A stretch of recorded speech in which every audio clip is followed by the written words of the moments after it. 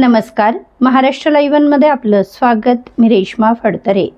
रविवार दिनांक 19 एप्रिल रोजी शिरगाव परंदवडी पोलीस स्टेशन हद्दीत उर्से गावात जुगार अड्ड्यावर कारवाई करण्यात आली आहे.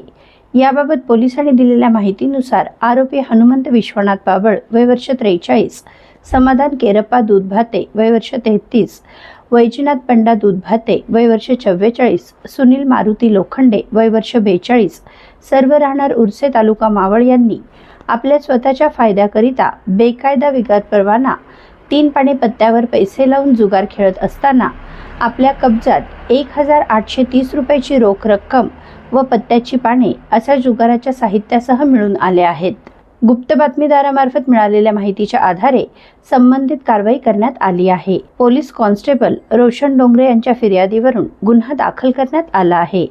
वरिष्ठ पोलीस निरीक्षक विशाल पाटील यांच्या मार्गदर्शनाखाली पोलीस हवालदार मारुती सोनटक्के पुढील तपास करीत आहेत. आपल्या परिसरातील घडामोडी जाणून घेण्यासाठी महाराष्ट्र लाईव्ह सबस्क्राईब करा व बेल आयकॉन प्रेस करायला विसरू नका. धन्यवाद.